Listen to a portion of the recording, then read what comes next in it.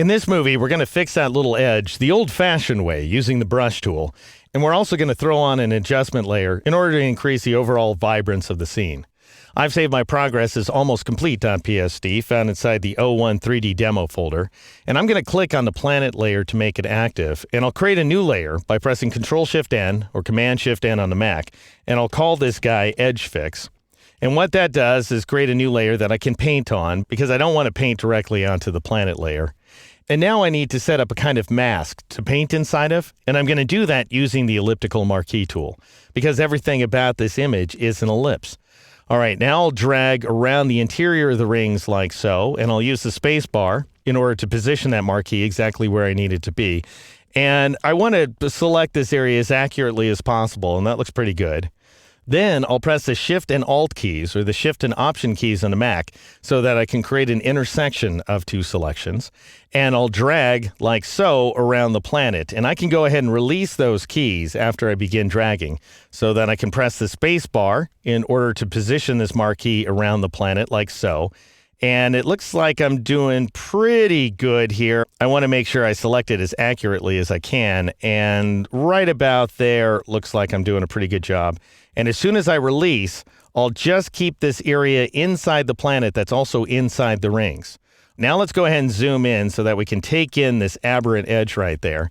And I'll press Ctrl-H or Command-H on the Mac so that I hide that selection outline.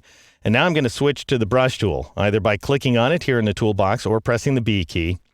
And if I right-click, you can see that I have a pretty small brush. It's only 25 pixels, and the hardness is 0%, very important, so that we get a soft edge. And I'll just paint with black. You could lift a color from the planet, but you'll find out this edge is black. And so I'll just go ahead and paint along that offending edge, and that pretty well takes care of the problem. Why that problem is occurring, I can't really tell you because these rings are not appearing outside in the universe. So I'm not sure exactly what's going on there, but Photoshop does give us the option to repair these things manually if need be, because it's all about making the pixels look the way they ought to look. I'm going to press Ctrl-0 or Command-0 on the Mac to zoom out, and then Ctrl-1 or Command-1 on the Mac in order to zoom in.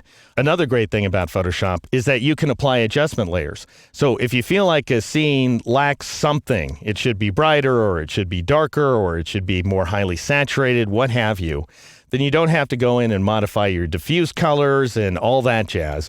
You can just heap an adjustment layer on top of everything. And I'm going to do that by pressing and holding the Alt key or the Option key on the Mac, clicking this black-white icon down here at the bottom of the Layers panel, and choosing Vibrance. And that'll bring up the New Layer dialog box. I'll call this new layer Vivid and click OK. And because I still had my selection outline active, I went and created a layer mask. I don't want that. And so I'll right-click in the layer mask and choose Delete Layer Mask.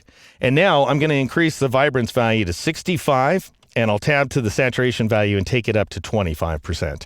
And then I'll hide the adjustments panel, and this is my final scene. Now, I want to show you just one more thing, how you can take this 3D scene that you've created here, this 3D planet layer, now that you've established it and set it up, you can go for a more dramatic orientation by adjusting your view of this 3D world, and I'll show you exactly how to do that in the next exercise.